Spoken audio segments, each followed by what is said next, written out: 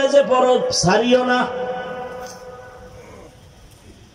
যারা চাকরি করেন, ব্যবসা করেন, ওখানে থাইকা জান্নাতের টিকিটটা হাতে নেন। অশেষ ভালো করে খেয়াল করিও যুবক বাবারা, সত্য কথা বলো, তোমার মতো জেনারেল লাইনের যুবক জীবনে আলিফ বা তাও শিখে নাই, আউযুবিল্লাহও পারে না। এমন যুবক স্কুল কলেজে পড়িয়া 5 ওয়াক্ত নামাজি নাই আছে। আর কোনো ওয়াজের দরকার নেই, শুধু একটা কথা অন্তরকে জিগাও, তুমি পারো না কেন? তোমার কপালে কার বরদোয়া লাগছে? তোমার মতো জেনারেল লাইনের যুবক বাংলা পড়ুয়া জীবনে মাদ্রাসায় যায় নাই, র্যাব আর্মি পুলিশের চাকরি করে, নামাজি, এমপি মন্ত্রী ডাক্তার প্রফেসর ইঞ্জিনিয়ার 5 ওয়াক্ত নামাজি আসেনি। তোমার মতো যুবক জেনারেল লাইনের নদীর মধ্যে মাছ ধরে, নামাজ ছাড়ে না, বলো তুমি পারো না কেন? রাস্তায় গাড়ি চালায় যুবক, রিক্সা চালায়, ড্রাইভারি করে। दिल को रोशन कर दिया, आँखों को बीना कर दिया, मोहम्मद ने आकर कुफर को मिटाया,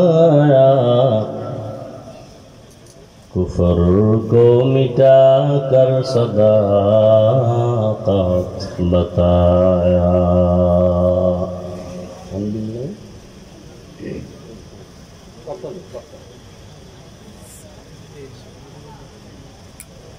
আলেরটেক সমাজ কল্যাণ যুব সংঘ এর উদ্যোগে আয়োজিত ওয়াজ মাহফিল 15 সেপ্টেম্বর 2025।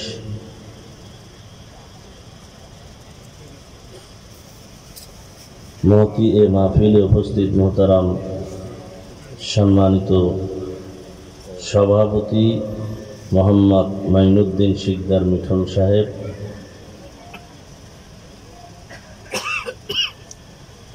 অন্যান্য অতিথিবৃন্দ, হযরত উলামায়ে কেরাম,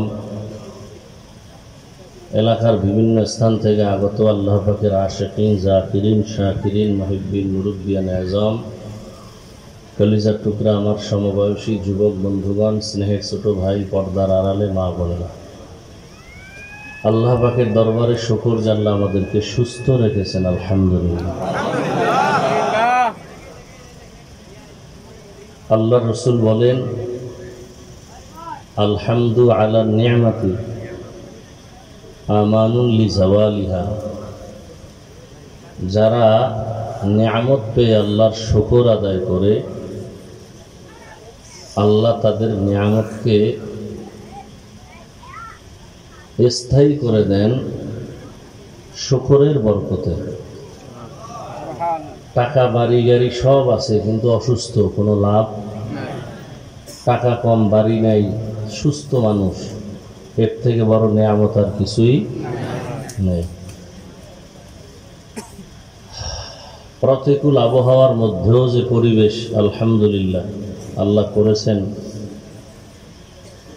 এত কষ্ট করে আয়োজন করে, আল্লাহ আমাদের যেটা ভালো চান সেটাই করেন। আল্লাহ আমাদের সাথে খারাপ আচরণ করে অন্যের সাথে ভালো করবেন। মানুষ ছাড়া আর আল্লাহর প্রিয় কোনো বস্তু নেই, কোনো প্রাণী নেই, আমরাই আল্লাহর প্রিয়। অতএব আল্লাহ আমাদের কল্যাণে যা প্রয়োজন তাই করবেন। হয়তো সাময়িক সময়ের জন্য একটু মুসিবত মনে হয়, তো আল্লাহ তো নিজেই শিখিয়ে দিয়েছেন, ইযা আসাবাতহুম মুসিবা ক্বালু ইন্না লিল্লাহি ওয়া ইন্না ইলাইহি রাজিউন। মুসিবত যখন আসবে, তা আল্লাহর পক্ষ থেকে সবরের সাথে তোমরা মোকাবেলা করবে। দেখবা কাছাকাছি আসার আগে নাই, যে বৃষ্টি, তাতে তো প্রোগ্রাম হওয়ার কোনো কথা না। আমার তো মনে হয় বৃষ্টি না হইলে যা হইতো, তার থেকে আমার কাছে এটা পিওর মনে হইতেছে। যারাই বৃষ্টির মধ্যে আছেন অবশ্যই, এবং রাতও অনেক, বিদায়ের সময়, সেই সময়ে যে আপনারা বসে আছেন এই ঠান্ডার ভিতরে, আল্লাহ যদি শুধু এতটুকুই আমাদেরকে দয়া করেন, হতে পারে এই এতটুকু কষ্ট আমাদের হেদায়েতের কারণ হয়ে যেতে পারে। এই কষ্টটুকু আল্লাহ আমাদের দুনিয়া আখিরাতের সফলতার জন্য কবুল করে। আমিন। ওলামায়ে হযরত আলোচনা করেছেন, আমি অনেক অসুস্থ, এই ঠান্ডা গরম, কালকে সিলেটে যায় এক ঝামেলা, গরমের কারণে হঠাৎ জ্বর, তারপরও আসছি, অনেক কষ্ট হয়। আল্লাহর কাছে সবসময় বলি মানুষের বরদোয়া থেকে আল্লাহ হেফাজত করেন। আমিন।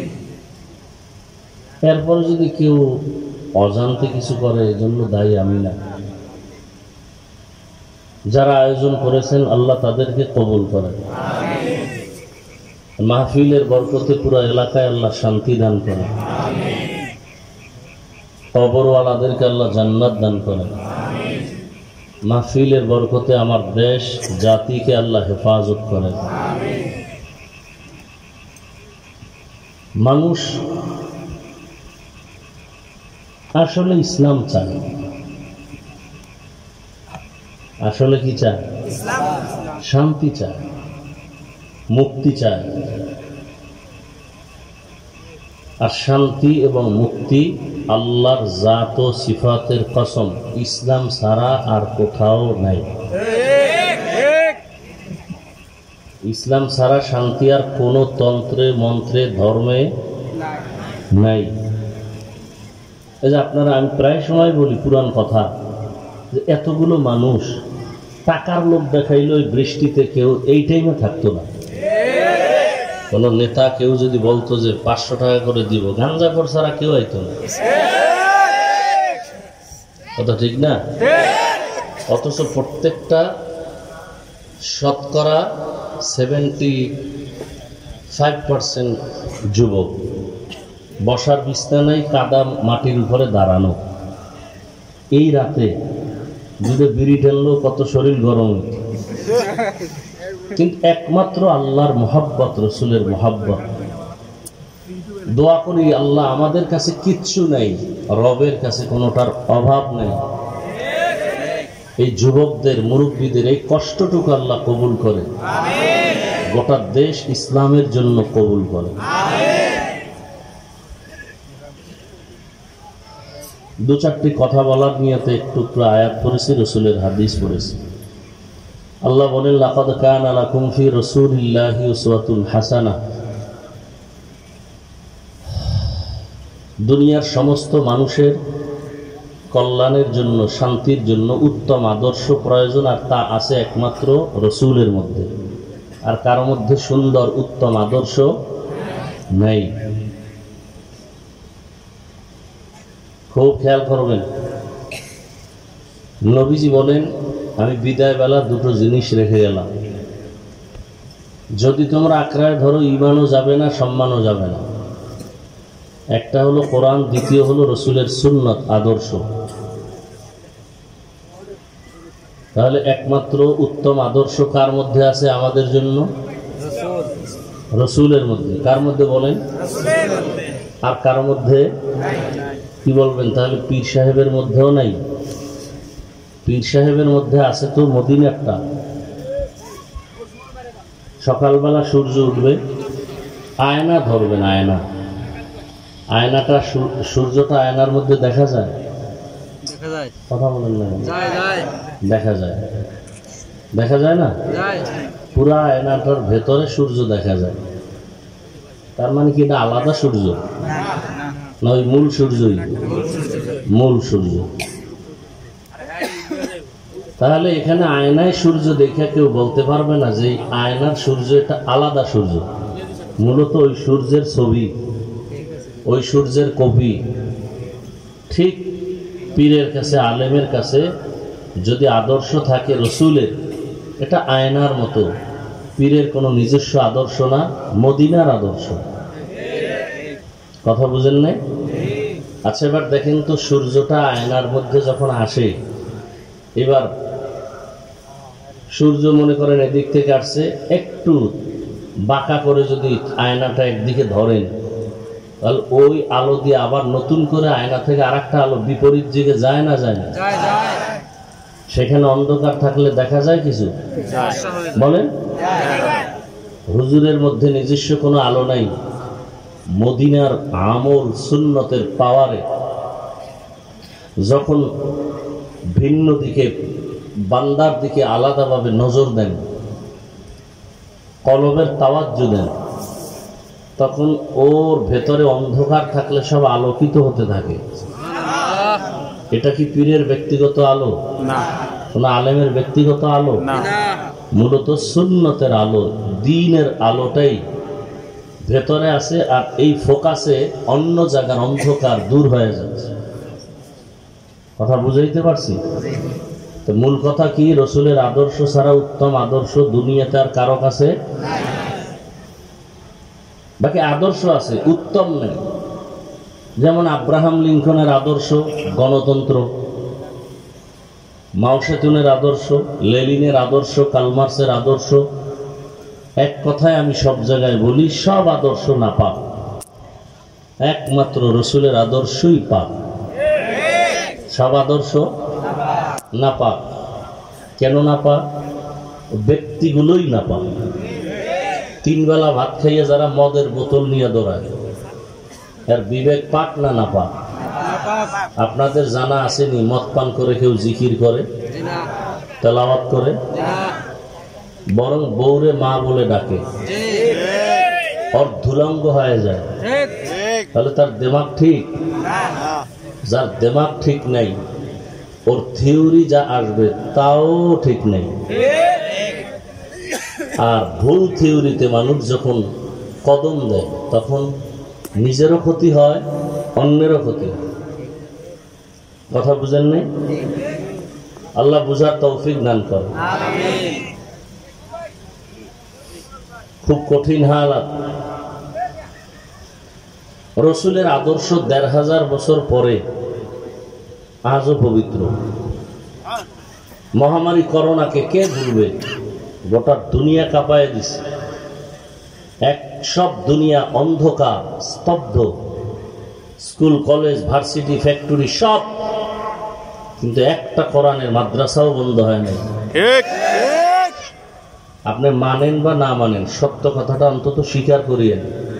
যদি মানুষ হয়ে থাকে, কোন মাদ্রাসা বন্ধ হয়েছে? একজন কোরআনওয়ালা, রসুলের আদর্শওয়ালা করোনায় মরে নাই। করোনায় মরে নাই, করোনার টাইমে মরেছে, কিন্তু করোনায় মরে নাই। কোন কোরআনওয়ালা, রসুলের আদর্শওয়ালা ভিক্ষা করার রাস্তায় যায় না। আজও দেশের করুণ হালাতের মধ্যে কোরআন যাদের কাছে আছে, আদর্শ রসুলের যাদের কাছে আছে, আর এখনো এই মুহূর্তেও সম্মানের সাথে আছে। রসুলের আদর্শ যেমন পবিত্র, এই পবিত্র আদর্শ যেখানে যাবে সেই জায়গা পবিত্র, সে মানুষটা পবিত্র। আর অন্যদের আদর্শ যারা লালন করে, তারা বলে আমি একা থাকবো, আর সব মাইনাস করো, আমার চান্দাবাজি আর ধান্দাবাজি যেন বন্ধ না হয়। তাদেরটা সব চলবে। আমাদের বরিশাল গ্রামে একটা কথা বলে, নিজের বেলায় টাইন্যা ধরিস, অন্যের বেলায় বান্যা মরিস। অর্থাৎ নিজের বেলায় সব ঠিকঠাক রাখো, নিজের কাছে রাখো, অন্যের বেলায় মরিচের মতো সব ছিটকে ফেলে দাও। জুলাই আগস্টের আন্দোলনের পরে আবার কেন আন্দোলন হবে? কিসের স্বাধীনতা করলে? কিসের স্বাধীনতা? করেন, আরো করবেন, আরো আন্দোলন করবেন। খোদার কসম, 1000 বার ওয়াল্লাহি ওয়াল্লাহি ওয়াল্লাহি বিল্লাহি তাল্লাহ, কোটি বার আল্লাহর কসম, ইসলাম ছাড়াই জমিনে শান্তি আসবে না। এই বলতে বলতে মরে যাব, আপনিও মরে যাবেন। শান্তির ঠিকানা ইসলাম, আর কিছু না। কেউ দিতে পারবে না, সম্ভব না। মোবাইল বানানোওয়ালা ক্যাটালগ দিছে, কিভাবে চালাইলে মোবাইল ঠিক থাকবে।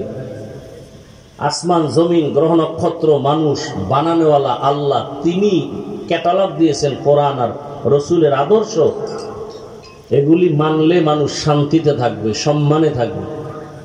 দেখেন আমরা হুজুরেরা শুধু সম্মানে আছি, রসুলের আদর্শ যদি কোনো আওয়ামী লীগের লোক মেনে থাকে, অন্যায় না করে, জুলুম না করে, এরকম লোক এখনো দেশে নাই, বিএনপির মধ্যে নাই, তাহলে আপনি কেন বলবেন শুধু হুজুরেরাই শান্তিতে থাকবে? মূল কথা, রসুলের আদর্শ যার কাছে আছে তার সম্মান আছে, ইজ্জত আছে।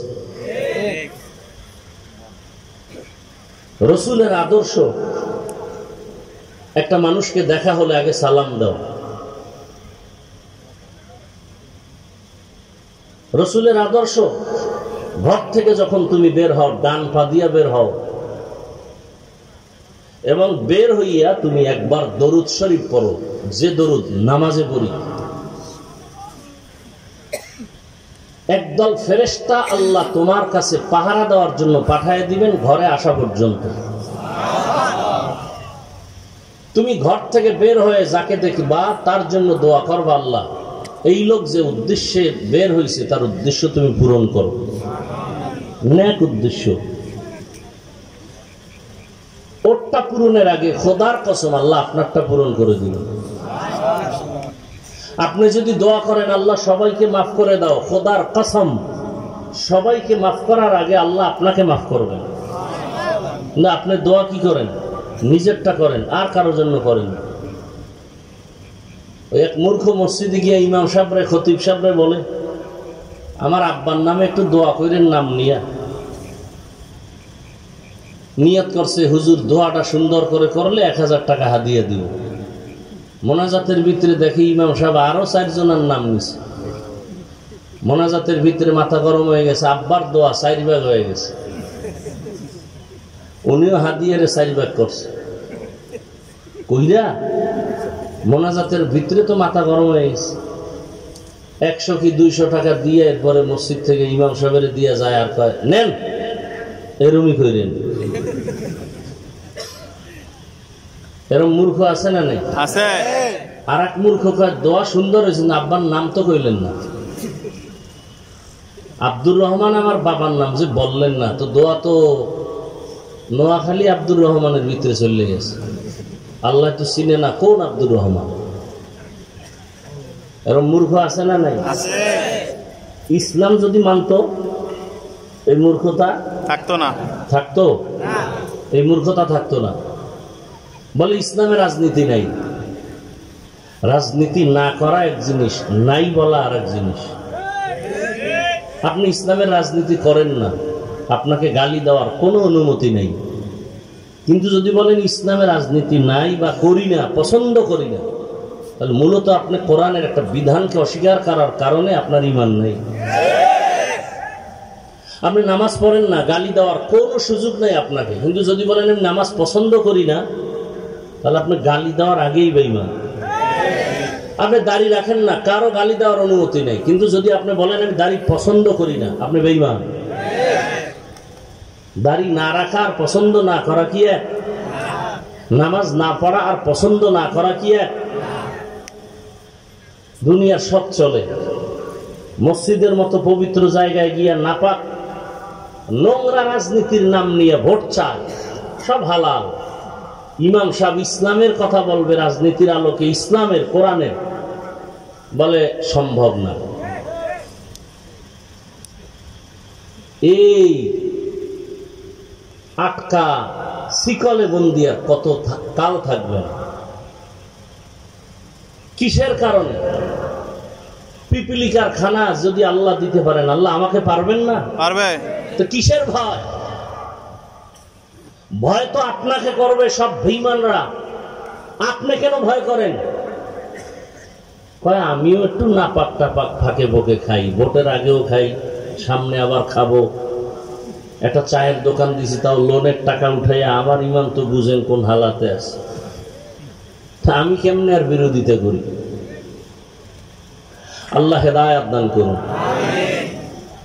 রসুলের আদর্শ পৃথিবীর শ্রেষ্ঠ, এর মতো দামি আদর্শ আর। এই আদর্শ নিয়ে রসুল আগমন করলেন রবিউল আউয়ালে মক্কায়। তখন মক্কার মানুষের আদর্শ কেমন? পৃথিবীর নিকৃষ্ট চরিত্রহীন লম্পট মক্কার মানুষ। কত খারাপ! বলে কন্যা হলেই বাবা গলা টিপে হত্যা করে। বাজারে যায় না লজ্জায়, কন্যা হয়েছে লজ্জা।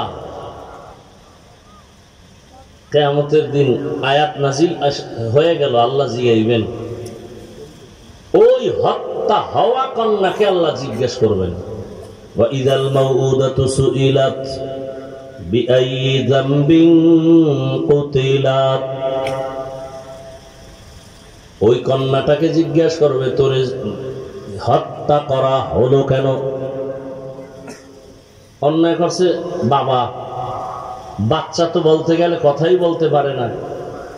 ওই বাবারে না আল্লাহ জিগাইব জুতার বাড়ি দিয়ে, আই বেঈমান, তুই তোর কন্যাটাকে হত্যা করলি কেন? আল্লাহ কয় না, ওরে জিগাবো না। কারে জিগাবো? কন্যাকে। কেন? বলে বাবা এত বড় অপরাধ করেছে, আল্লাহ পাক লজ্জায় রহমতের দৃষ্টি ওই বেঈমানের দিকে দিবেন না। ওয়া ইযাল মাউউদাতু সুইলাত বিআইয়ি যামবিন কুতিলাত। এমন এক পরিবেশ, কন্যা হত্যা করা হয়, নারী সমাজের বোঝা, বিধবা সমাজের বোঝা। রহমতের নবী আসলেন মাত্র। আম্মাজান আমেনা বলেন, দুনিয়ার মা বাচ্চা গর্ভে আসা মাত্র মাথা ব্যথা, কত পেরেশানি, কত অসুস্থ। আমি আমেনার কিছুই হয় নাই। দুনিয়ার বাচ্চা মায়ের গর্ভ থেকে প্রসবকালে রক্ত যায়, ব্যথা, কান্না, আমার কিছু হয় নাই। দুনিয়ার সন্তান আসে খতনাবিহীন, আমার সন্তান খতনাকৃত অবস্থায়। দুনিয়ার সন্তান আসিয়া কান্না করে, আমার সন্তান মুহাম্মদ আসিয়া শুকর আদায় করে আল্লাহর প্রশংসা করেছেন। রহমতের নবী আসা মাত্র ওই যে কন্যা সন্তান অনেক মায়ের গর্ভে আছে, আসলেই বাবা মেরে ফেলবে। এতদিন মারতো কেন? সমাজে কোনো ভালো মানুষ নাই, সব খারাপ। ঈসা নবী চলে গেছেন, রহমতের নবী আসবেন, মাঝখানে কোনো মুরব্বী নাই। যারা মুরব্বী মানে না বা নাই, এদের মুরব্বী অটো শয়তান। অটোমেটিক কি? আচ্ছা, যারা বলে আমরা মুরব্বী মানি না, কেন? ব্যক্তি পূজা শিরিক, মাযহাব মানি না, এই মানি না, সেই মানি না। খোঁজ নিয়ে দেখেন, এদের মতো ব্যক্তির গোলাম আর কেউ নেই।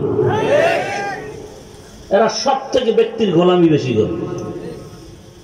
আর আমরা পীরের কাছে যাই, তাবলিগে যাই, আলেম ওলামাকে মানিয়া চলি, ইমাম খতিবদের মানি একমাত্র আল্লাহর কোরআন বুঝার জন্য, সুন্নাত বুঝার জন্য, আমল চিনার জন্য। তাও কতক্ষণ? কোরআন হাদিস অনুযায়ী তারা আমাদের পথ দেখাবেন যতক্ষণ।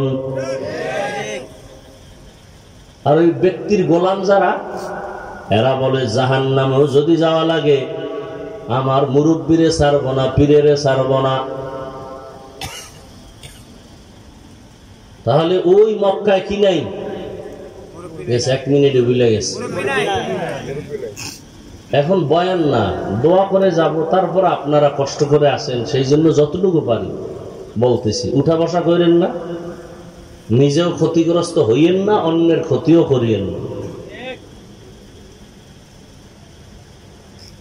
রহমতের নবী আসলেন, মুরব্বী আসছে না? আসছে না?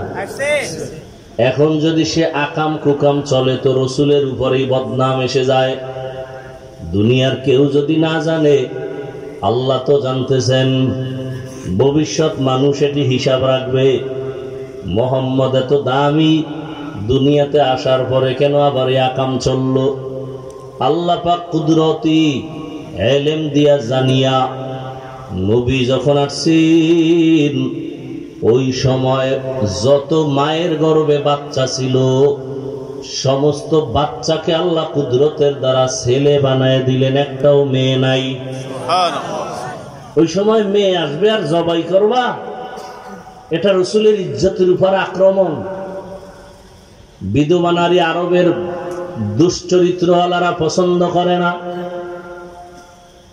আল্লাহ তার জীবনের তরে বিলীন করে নারীর মর্যাদা বাড়ায় দিলেন কিয়ামত পর্যন্ত। শুধু কিয়ামত, কিয়ামতের দিনও নারীদের এই মেয়ে উঠা বসা করেন কেন?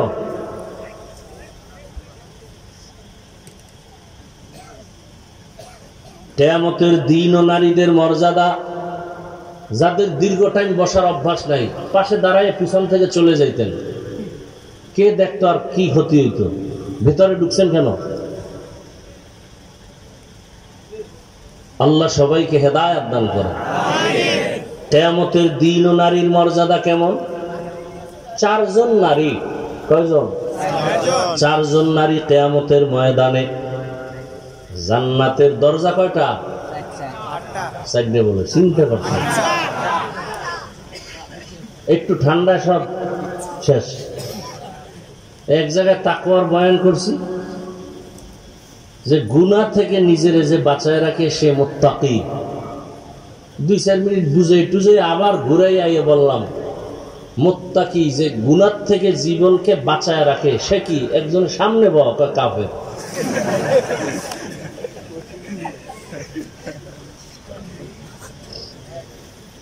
বেউস আর এই মোবাইল নিলে আর এক গজব। আল্লাহ সবাইকে হেদায়েত দান করে। কিয়ামতের ময়দানে 4 জন নারীর ব্যাপারে জান্নাতের 8টা দরওয়াজা খোলা হবে। হিসাব টিসাব নাই, হিসাব শুরুই হয় নাই। জান্নাতের 8টা দরওয়াজা থেকে 8 জন দারওয়ান ফেরেশতা 4 জন নারীকে ডাকবে, আসো আমার দরজা দিয়া দরজা খোলো, কোনো হিসাব লাগবে না। কয়জন নারী? 4 জন নারীকে ডাকবে, আসো। এর মধ্যে আমগো তাসলিমা নাসরিন একজন। আউযুবিল্লাহ না নাউযুবিল্লাহ? নাউযুবিল্লাহ। হ্যাঁ, 4 জন নারীকে ডাকবে। তো মর্যাদাটা কেমন চিন্তা করেন তো। রহমতের নবীর কোন তুলনা আছে? বলেন আছে? কোন তুলনা নেই। আল্লাহ তাকে কঠিন ভাবে বাছাই করছেন। কেমন বাছাই? আল্লাহ বলেন মুসা নবী আমার বন্ধু, ঈসা নবী আমার বন্ধু, ইব্রাহিম আমার বন্ধু, ইউসুফ আমার বন্ধু। সব নবী রাসূল আমি আল্লাহর বড় আশিক। মুহাম্মদ আমার বন্ধু। তবে ব্যবধান হলো সব নবী রাসূল আমি আল্লাহ তাআলার আশিক, আর আমি আল্লাহ নিজে হলাম মুহাম্মদের আশিক। এবার বুঝেন নবীরে কেমন করে আল্লাহ বানাইছে। চিন্তা করলে মাথা গরম হয়ে যাবে। আসলে আমার মাওলা কত কুদরতের মাওলা। দুনিয়াতে আসার আগে রাসূলের আব্বাকে নিয়ে গেলেন, 6 বছরে মা হারায় ফেললেন। 8 বছর রাসূলের বয়স। চাচা আব্দুল মুত্তালিব বিদায় বেলা আবু তালিবের হাতটা ধইরা দাদা মোহাম্মদের হাত ধইরা কয়, রে আমার সন্তান আবু তালেব, আমার নাতিরে তোর হাতে আমানত দিলাম। দুনিয়াতে আসিয়া বাবাকে ডাক দিতে পারে নাই। 6 বছরে মা হারা আমার নাতি বড় অসহায়। আমার নাতিরে কষ্ট দিবি না। নাতি আমার পাশে রাতের বেলা ঘুমাইতো, মাঝে মাঝে কান্না করতো, মাকে তালাশ করতো, পাইতো না রে আবু তালেব। আমার নাতি যেন কোনোদিন কান্না না করে, কষ্ট না পায়।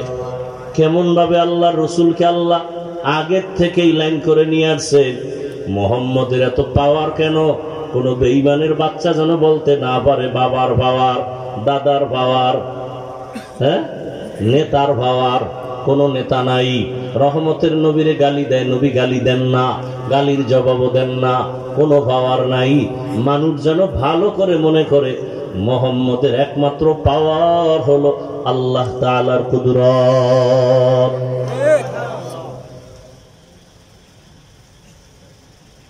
এরপরেও দুনিয়াতে কত কষ্ট। এক তো সব নবী রাসূলদের থেকে নবী আমার আলাদা। কেমন আলাদা? রহমতের নবী যেখানে কদম দেন সেখান থেকে দীর্ঘ বছর পর্যন্ত মেশকের ঘ্রাণ। নবী যখন রাস্তা দিয়া চলে রাস্তার দুপার্শ্বের গাছ নত হয়ে রসুলকে সালাম দেন। সুবহানাল্লাহ না?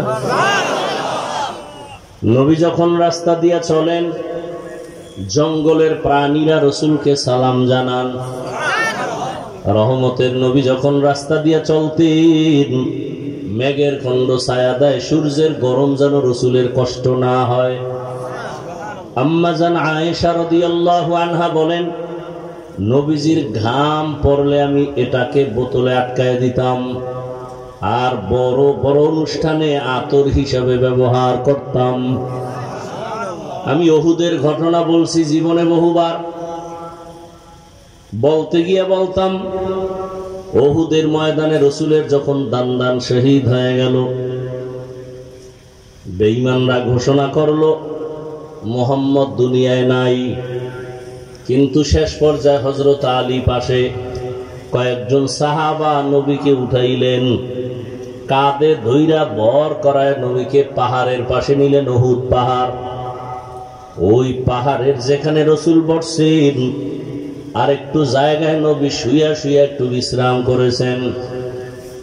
ওই জায়গা থেকে ১৫০০ বছর পর্যন্ত শুধু এখনো মেশকের ঘেরান। সুবহানাল্লাহ। এই বয়ান জীবনভর করছি, কিন্তু ওই জায়গাটায় যেতে পারি নাই। কয়েকদিন আগে বাইতুল্লাহ গেলাম, মদিনায় গেলাম, শুনলাম ওই জায়গা এখন আর ব্যারিকেড নাই, সরকার ছেড়ে দিছে। দৌড়াইয়া গেলাম, গিয়া যখন ওই পাথরের পার্শ্বে দাঁড়াইলাম, ভেতরে ঢুকার আগে আল্লাহর কসম ঘেরান আসতেছে। সিনাটা দিয়ে একটু হালকা ভাবে ঢুকা যায়, ঢুইকা ভাবলাম এত ঘ্রাণ, যেটা দুনিয়াতে কোনো ঘ্রাণের সাথে তুলনা নাই। ভাবলাম আবার ভালো করে তাকাইয়া, কোন কেউ আবার আতর মেখে গেল নাকি রাতের আধারে। দেখলাম না, আল্লাহর কুদরত, এমন একজন রহমতের নবী আল্লাহ আমাদের দান করেছেন। ওই রহমতের নবী জীবনে কোনোদিন একটা মিথ্যা কথা বলেন নাই, চোখ দুইটা গরম করে কারো দিকে তাকান নাই। আরে রসুল যদি গরম চোখে তাকায়, ও জায়গায় পুরিয়া চাই হয়ে যাবে, রসুলের চোখেই পাওয়া। সেই রসুল দোয়া যদি করতেন উহুদ পাহাড় স্বর্ণ হয়ে যাইত, কিন্তু পেটে পাথর বাঁধলেন। কেমন মায়ার নবী আমার! নবীর বয়স যখন 25, সব নবী রসুল তথা সারা দুনিয়ার মানুষের মধ্যে আমার রসুল আলাদা, শক্তি আলাদা, যৌবন আলাদা। আর সেই রসুলের 25 বছরের যৌবন আরো কত কঠিন, কত শক্তি। ঠিক সেই সময় আল্লাহর আইন হয়ে গেল, দুইজন স্বামী বিদায় করার, একজন বিধবা নারী খাদিজা রাদিয়াল্লাহু আনহা, 40 বছর বয়স, একাধিক সন্তানের মা, 25 বছরের ভরা যৌবনওয়ালা নবী আমার জীবনে কোনোদিন বিবাহ করেন নাই। 40 বছরের বিধবা নারী, দুইজন স্বামী চলে গেল, একাধিক সন্তানের মাকে রহমতের নবী বিবাহের বন্ধনে নিয়েছেন। নবী খাদিজা রাদিয়াল্লাহু আনহার ঘর করলেন, এবং ওই ঘর থেকে রহমতের নবীর 4 কন্যা চলে আসলো। কয় কন্যা? 4 কন্যা। কেমন রহমতের নবী আমার! আরবের মানুষ বিধবা পছন্দ করে না। রহমতের নবী ভরা যৌবন, 25 বছরে 40 বছরের নারী উম্মাহাতুল মুমিনিন খাদিজাকে বিবাহ করে প্রমাণ করে দিলেন, কিয়ামত পর্যন্ত নারীর মর্যাদা সবার উপরে ইসলাম দিয়েছে। আর কোন ধর্মে নারীর মর্যাদা দিতে পারে নাই, বরং নারীর উপরে সব ধর্মওয়ালারা করেছে জুলুম। আমাকে আম্মা জানেরা বুঝতে পারে নাই। আর জন্মগতভাবে, সৃষ্টিগতভাবে তাদের আকল তো অর্ধেক। যত ভিটামিন খাক আর যত ডিগ্রি নিক, পুরুষের জ্ঞানের অর্ধেক।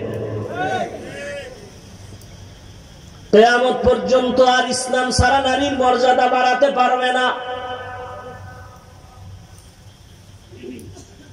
আরবের মানুষ ছেলে পছন্দ করে, মেয়ে করে না, অথচ রহমতের নবীর 4 কন্যা, কোনো ছেলে নাই। নবী বলেন, ও কন্যার বাবারা, একটা কন্যা যদি তুমি পাও, তুমি একটা জান্নাতের মালিক। 2 কন্যার বাবা যদি হও, তুমি 2 জান্নাতের মালিক। আল্লাহ খোলা আকাশ, একেবারে আল্লাহর দিকে তাকাইয়া দিলে বুকে হাত দিয়ে বলতে পারবেন, ঘরের মধ্যে একটা কন্যা সন্তান কি গজব না রহমত? রহমত। একটা সন্তান মায়ের সাথে তেরামি করে, ঘাট তেরামি করে, বাবার সাথে করে, বাবার টাকা চুরি করে, মায়ের দাও কেন? বান্ধবীর সাথে মোবাইল এমবি ভরে কথা বলতে হবে, সারা রাত আকাম করতে হবে। এই জন্য মায়ের টাকা চুরি করে, বাবার টাকা চুরি করে কোনো মেয়ে করেনি, করে না। মেয়ে যে বিপরীত সাইডে আকামের স্লোগান দেয়, ওই টাকা কোনো বাবায় দেয় না, মা দেয় না, ওই বদমাশ যুবক চরিত্রহীন এদিক থেকে টাকা ঢুকাইয়া দেয়। কি সত্য কথাটা স্বীকার করতে কষ্ট লাগে। ওরে পাওয়ার জন্য এদিক থেকে এমবি ঢুকায় দেয়, তুমি খালি মিস কল দিয়ে তেই যথেষ্ট, আমি এদিক থেকে লাইন ফাইন করে ফেলাম। ও ঘুমের 2টা দেখি এমবি 1 মাসের আনলিমিটেড, কই তো নাই, রাত্রে ফেরেশতারা দিল। মেয়েরা সত্য কথাটা স্বীকার করেন, মানেন আর না মানেন, কপাল খারাপ হইলে তো মানবেন না। মেয়েরা বাবাদেরকে যেই পরিমাণ কলিজা দিয়ে ভালোবাসে, ছেলেরা এত ভালোবাসে না। বলার ঘটনা না, শুনছি আপনারা ফেসবুক শরীফ চালান, দ্বারা দেখেন নাই? বাবারের ছেলে মাইরা ফেলাইছে, আকাম করতে করতে দেহার আর সময় আছে। আল্লাহ হেদায়াত দান করেন। এবার আসে যুবকরা, মিথ্যা বলবি না। তোমার ভাই আছে, বোনও আছে, খেয়াল করো, ভাই তোমাকে বেশি কলিজা দিয়ে ভালোবাসে না বোন? বোন। এ যার বোন নাই তার কেমনে বুঝাবো? তোমার যদি বোন থাকতো তো তুমি কোনোদিন অন্যের বোনের উপরে আঘাত করতা না, ইজ্জত নষ্ট করতা না। তবে লিখে রাখ, কেউ যদি অন্যের স্ত্রীর দিকে খারাপ দৃষ্টি দাও, মনে রাখবা তোমার স্ত্রীর দিকে অন্যের খারাপ দৃষ্টি এসে গেছে। তুমি যদি কারো মেয়ের দিকে খারাপ দৃষ্টি দাও, তোমার মেয়ের দিকে অন্যের খারাপ দৃষ্টি আসবে। তুমি যদি অন্যের বোনের দিকে খারাপ দৃষ্টি দাও, তোমার বোনের দিকে অন্যের খারাপ দৃষ্টি চলে আসবে। তুমি যদি অন্যের মায়ের দিকে খারাপ দৃষ্টিতে তাকাও, তোমার মায়ের দিকে অন্যের খারাপ দৃষ্টি চলে আসবে। আল্লাহ হেদায়াত দান করুন। রহমতের নবী বলেন, আমার একটা ছেলে নাই, 4 কন্যার বাবা। 2-1টা ছেলে হইয়া চলে গেছে দুনিয়ার থেকে। মক্কার কাফেরেরা চিল্লায় চিল্লায় কয়, মুহাম্মদের জীবন শেষ। কাকে? মুহাম্মদ যদি মরিয়া যায় তার বংশ আর থাকবে না, ছেলে নাই, বংশ জিয়াইয়া জিন্দা রাখবে কে? কিন্তু আজকে দেখো 1500 বছর হয়ে গেল, ওই বেঈমানের নাম দুনিয়ার কেউ জানে না। আর রহমতের নবী বংশ এই পরিমাণ তাজা জমিনের মধ্যে আছে, নামাজ নাই, দাড়ি নাই, কিন্তু এমনও আশেকে রসুল, রসুলের মহব্বতের জীবনটা দেওয়ার জন্য রেডি। নবীজির যদিও জন্মগত ছেলে নাই, কিন্তু রসুলের রুহানি সন্তান এ জমিনে অভাব নেই। রহমতের নবী বললেন, আমার একটা ছেলেও নাই, আমি 4 কন্যার বাবা। বাবা অসুস্থ হয়ে গেলে ছেলেরা অতিষ্ঠ হয়ে যায়, আর ভালো লাগে না, তাড়াতাড়ি জালালি খতম করায় মারা দরকার। কিন্তু একটা মেয়ে যত যেখানে থাক পাগল হয়ে যায় বাবার একটা নজর দেখার জন্য, সহ্য করতে পারে না। এরে ভাই, রহমতের নবীর আদর্শ কন্যা হত্যা বন্ধ হয়ে গেল। রহমতের নবীর আদর্শ এত সুন্দর, মক্কার খারাপ মানুষগুলো যখন নবীর আদর্শের মালা গলায় ভরল, আসমান থেকে জিব্রাইল এসে লিস্টি দিয়ে দিলেন। রহমতের নবী ঘোষণা দিয়ে দেন, এই লিস্টিতে যাদের নাম আছে বিনা হিসাবে জান্নাতি। কয়জনের নাম? কয়জন? 10 জন। কয়জন? 10 জন সাহাবা জান্নাতি। জানা থাকলে বলেন প্রথম সিরিয়ালে কার নাম, দ্বিতীয় সিরিয়ালে কার নাম, তৃতীয় সিরিয়ালে কার নাম, চতুর্থ সিরিয়ালে কার নাম?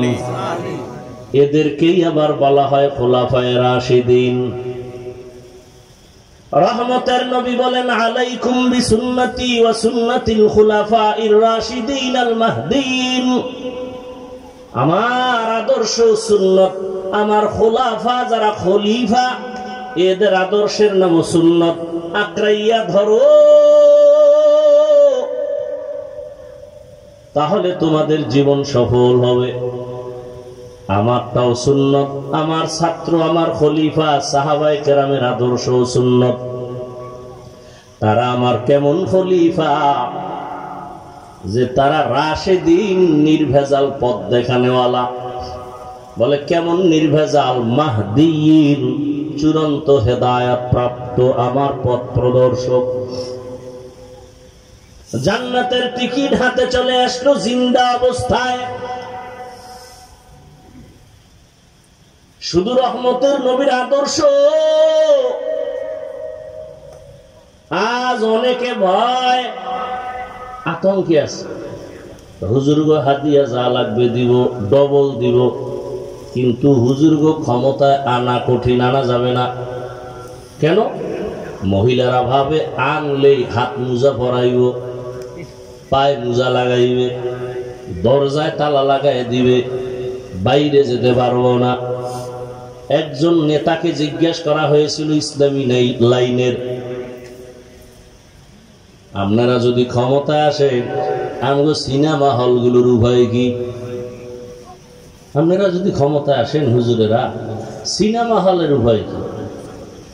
সব আগুন দিয়ে দিল। বলে না, সিনেমা হলগুলো আমরা 5 তলা বানাবো এবং প্রত্যেকের মনিটর বড় করব এবং প্রত্যেকটা সিনেমা হল থেকে আমরা সুন্দরভাবে মনিটরে আমরা সব চিত্র সুন্দর করে সবাইকে দেখাবো, ভিআইপি চেয়ারে বসাবো, এসি লাগাই দিব। এখন তুমি বেগানার নাচ দেখবা, সেদিন আল্লাহর খাস ওলিদের কবরের আযাবের বয়ান শুনবা। সমাজ কেমনে চালাবা ওই বিষয়ে বয়ান। ইসলাম কঠিন কোন ধর্মের নাম না, বরং পৃথিবীতে সুন্দর শালীন সহজ ধর্মের নাম ইসলাম। কত সহজ! ধরে নেন আপনারা 1 গ্লাস পানি পান করবেন, পিপাসা নিবারণের জন্য আমিও পানি পান করি। আপনি বাম হাতে পানিটা এক টানে পান করলেন, আমিও পান করলাম, তবে ডান হাতে 3 বারে করলাম। আপনারও পানি পান হয়ে গেল, আমারও হলো, তবে আমারটা মদিনার আদর্শে হলো। এটা কষ্ট? এটা কি কষ্ট? না। আপনারা মোনাজাত দিয়ে যাবেন, জুতা পরবেন, আমিও জুতা পরব। আপনি জুতা পরবেন, ডান বামের হিসাব নাই, এমন দৌড় দিবেন, হয়তো কিছু দূর গিয়ে দেখবেন আর একজনের জুতা ভাই। এরকম হয়নি? ধরা খাইলে কয় টেস্ট করলাম, আর না খাইলে গেছি গা। আমিও জুতা পরব, তবে আমি রসুলের সুন্নত অনুযায়ী জুতা পরব। ডান জুতার ডান পা আগে যাবে সুন্নত, এরপরে বাম জুতায় বাম পা ঢুকবে সুন্নত। এরপরে যখন আমি হাঁটা শুরু করব, ডান পা দিয়া প্রথম হাঁটা কদম দিব সুন্নত। এটা কষ্টের কি? এটা কি কষ্ট বলে? খানা খাইতে বসবেন, আমিও খানা খাই, নবীর সুন্নাত হলো আপনি দুই হাতের কবজা পর্যন্ত ধুইয়া খাইতে বসেন, অন্য পাত্রে হাত ধুইবেন, খানার প্লেটে না। আপনার আর ধোয়া টোয়া লাগে নাই, এই প্যান্টের মধ্যে একটা মশা দিয়া বা টিস্যু আছে, এটা মশা দিয়া খাইতে বসছেন। খায় ডান হাত দিয়া আর বাম হাত দিয়ে লবণ লয়, ভদ্র। কোন হাত দিয়া? বাম হাত দিয়া লয়। কেন? এটা বাথরুমে ব্যবহার, এই জন্য একটু ফেলেবার আসে, তার থেকে আলাদা। হাসেন। ওই কুত্তাগুলো, মানুষরূপী জানোয়ার গুলো আমাদেরকে মানুষই মনে করেন। ও দেখলে কলিজাটা আর লগে থাকে না। কিন্তু লিখে রাখো, ইমাম মাহাদি আসতেছেন। আমেরিকার খবর লও, সারা দুনিয়ার খবর লও, গুগলে, বাইরে যাওয়া লাগবে না, কোনো হুজুরের অজের দরকার নেই, গুগলে ঢুকো। কি পরিমাণ বিধর্মীরা মুসলমান হচ্ছে, কি পরিমাণ মাদ্রাসা মসজিদ হচ্ছে সারা দুনিয়ায়। মনে হয় জানো, দেখছনি দৌড় চলতেছে, দৌড়। জালেম আর পাওয়ারে বসতে পারে না, থাকতে পারে না। মনে হয় যেন ইসলামের পূর্বাভাস, ইমাম মাহাদি আসার পূর্বাভাস। একটা মানুষও ইসলামের বিপরীত লাইনে থাকবে না পুরো দুনিয়ার ভেতরে। ইমাম মাহাদি যখন আসবেন, একটা মানুষও, তখন তার কাছে ইসলাম বড় মজা লাগবে। এই যে আমি টুপি পরি, আপনি পরেন না কেন? মাথা গরম হয়ে যায়। মাথা গরম, আমার তো জীবন হইল না। অথচ আপনিও মুসলমান, আমিও মুসলমান। আপনার আল্লাহ আমার আল্লাহ এক না দুই? নবী, কাবা, ধর্ম, কালেমা, কোরআন, হাদিস, দুনিয়াতে আসার সিস্টেম, বিদায়বেলা কাফনের সিস্টেম। আপনারও 3 কাফন, আমি বক্তার সম্মান একটা বেশি হবে? হ্যাঁ, আমারও 3 কাফন, কালার আলাদা। কি সবার? গরিবেরটা একটু ডিসকালার, অন্য কালার হবে, নরমাল। আফসোস, কে ধনী, কে গরিব, কে আলেম, কে মূর্খ, সবার কাফনের কালার এক, সাইজও এক। কাফনের উপরে লেখা থাকবে এমপি সাহেবের লাশ, বড় হুজুরের লাশ। শেষ বাহাদুরি, কবরে যাওয়ার আগেই শেষ। কবরে যাওয়ার আগেই শেষ। কোটি টাকার মালিক দেখো, অভাব হয় না দূর, গরিবে ঘুমায় আরাম করে মনটা বাহাদুর। ফেরাউনের লাশটা দেখো মিশর জাদু ঘরে, খায় না মাটি পোকা মাছি সবাই ঘৃণা করে। হৃদয় থাকিবে যার নম্রতা সদা, রহমত আসিবে সেথা প্রভুর ওয়াদা। বড়র বাড়াই থাকলে দিলে রহমত আসবে না, নিজেকে নিজে ছোট মনে করিও সদা। উঁচু জমিন থেকে পানি নিচু জমিনে যায়, তেমনি খোদার রহমত আসে নম্রতার হৃদয়। ভোগবিলাসের বাড়ি গাড়ি পরে রবে সব, থাকতে সময় স্মরণ করো আল্লাহ আমার রব।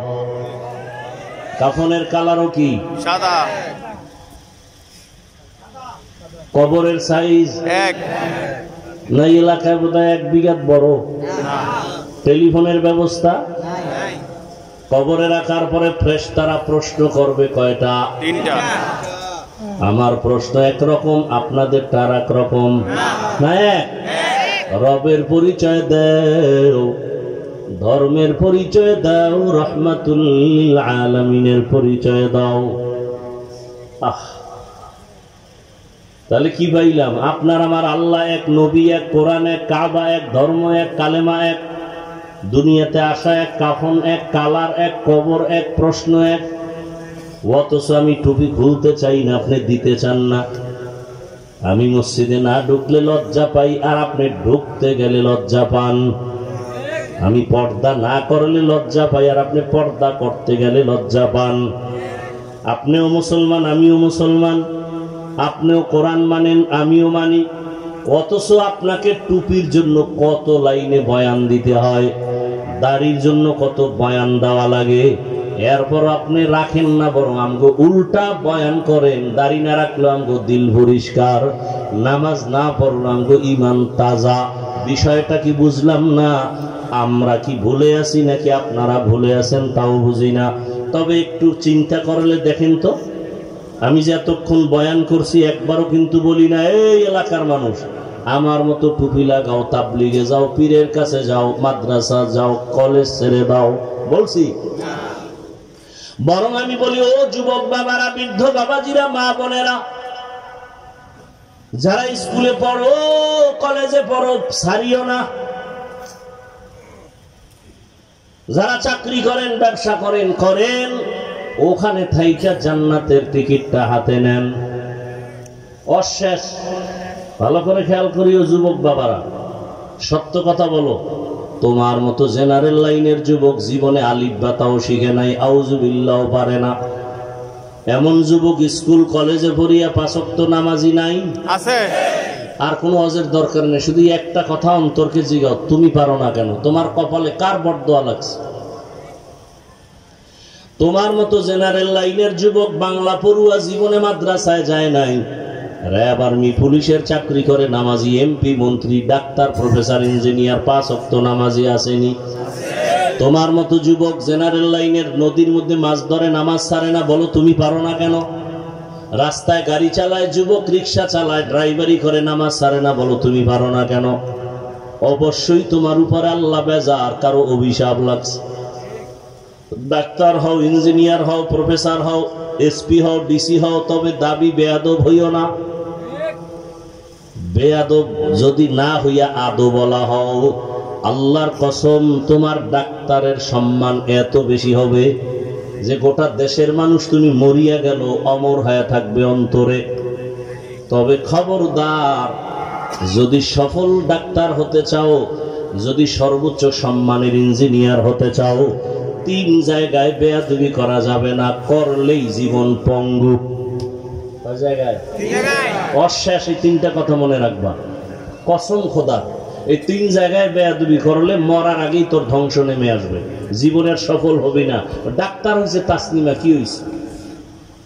তাসনিমা নাসরিন MBBS ডাক্তার, কি হয়েছে? ওর লাশ লয়ে আসতে পারবে বাংলাদেশে? যদি সম্মানিত ডাক্তার হতে চাও 3 জায়গার দোয়া নিতে হবে। বেয়াদবি করলেই মরার আগে ধ্বংস, মরবি না, ধ্বংস হয়ে যাবে। 1 নাম্বার জায়গা পিতামাতার দোয়া, দ্বিতীয় হলো শিক্ষকের দোয়া, তৃতীয় হলো উলামায়ে কেরাম মুরব্বিদের দোয়া। এই 3 জায়গায় যদি তুমি মা বাবার বরদোয়া নাও, শিক্ষকের কষ্ট দিয়ে বরদোয়া নাও, আল্লাহর কসম ডাক্তার হতে পারবা, সম্মান হবে না। কত ডাক্তারই তো এই টঙ্গিতে আছে, MBBS ডাক্তার, চেম্বারওয়ালা 10 জন আছে। কথার কথা, সবার কাছে সমানভাবে রুগী যায়। অনেকে বয়ে বয়ে বিড়ি টানে, মশা মারে রুগী নাই। আর একজন ডাক্তার MBBS, FCBS, FRCS সব ডিগ্রি রেডি, রাত্র 12টা পর্যন্ত রুগী দেখে, সিরিয়াল শেষ হয় না। সত্য কথাটা বুঝেও না। এটা কেন? তার আদর্শ, তার ব্যবহার, কথা ঠিক নেই। এরে আল্লাহর বান্দা যুবক বাবারা, অনুরোধ করে বলছি, একটা কথাই অন্তরকে জমা দাও, যদি সফল ডাক্তার হতে চাও, মা বাবার দোয়া নিও, শিক্ষকের দোয়া নিও, উলামায়ে কেরামের দোয়া নিও। যদি 3 জায়গায় বেয়াদবি করো, জীবনটা মরার আগেই ধ্বংসের পথে চলে যাবে। তবে আজকে একটা ওয়াদা করে এখান থেকে চলে যাও, মা বাবা এবং শিক্ষক আর উলামায়ে কেরাম মুরব্বিদের দোয়া নিতে যদি নাও পারি, বরদোয়া নিবা না, এই একটা ওয়াদা করো। মা বাবার থেকে দোয়া যদি নিতে নাও পারো, কি নিবা না? বরদোয়ার কাজ করবা না, সাবধান। শিক্ষকের সাথে এমন বেয়াদবি করবা না যে অন্তর থেকে বরদোয়া আসবে। উলামায়ে কেরামের সাথে এমন কোনো কাজ করবা না যে অন্তর থেকে কষ্ট পেয়ে বরদোয়া চলে আসবে। আল্লাহর কাছে তওবার দরজা খোলা, মনের এতটুকু বুঝাও যে আমার মতো যুবক স্কুলে কলেজে পড়ে যদি নামাজ পড়ে, আমি কেন পারি না? ও আল্লাহ আমাকে মাফ করে দাও। পর্দার আড়ালের মা বোনেরা, আপনার মতো কত মা কত বোন এখনো পর্দা করে স্বামীর মাল হেফাজত করে, মোবাইলে সময় নষ্ট করে না, নামাজ ছাড়ে না। আম্মা জান, আপনারা কেন পারবেন না? আল্লাহর কাছে তওবা করেন, ও আল্লাহ মাফ করে দাও। স্বামীর মাল, স্বামী মরে গেল তো আপনারই হয়ে যাবে, স্বামীর মাল কেন নষ্ট করেন? যুবক বাবারা, বাবায় মারা গেলে তোমার সব সম্পদ হয়ে যাবে, অতএব তুমি বাবার সম্পদ মনে করে নষ্ট করো কেন? এক সময় তো আফসুস করিয়াও লাভ হবে না রে বাবা, এখনো সময় আছে, তওবা করো। আর মা বাবারে কষ্ট দিবা না, শিক্ষকের সাথে বেয়াদবি করবা না, উলামায়ে কেরামের দোয়া নিয়া নবীর আদর্শ মেনে চলবা। মা বোনদের বলবো তওবা করেন, স্বামীর মাল হেফাজত করবেন, খেয়ানত করবেন না। আল্লাহর কাছে জবাবদিহিতার কাঠগড়ায় দাঁড়াবার ভয় নামাজ ছাড়বেন না, মোবাইলে সময় নষ্ট করবেন না। আপনার মতো কত মা এখনো আছে, আপনিও রেডি হয়ে যান। আল্লাহর কাছে তৌফিক কামনা করেন, তওবা করেন। আল্লাহ আমাদের সবাইকে দ্বীনের জন্য কবুল করেন, তওবাওয়ালা জিন্দেগি দান করেন, তওবার উপরে মজবুত হইয়া চলার মতো তৌফিক দান করেন। আমিন। আলহামদুলিল্লাহি রাব্বিল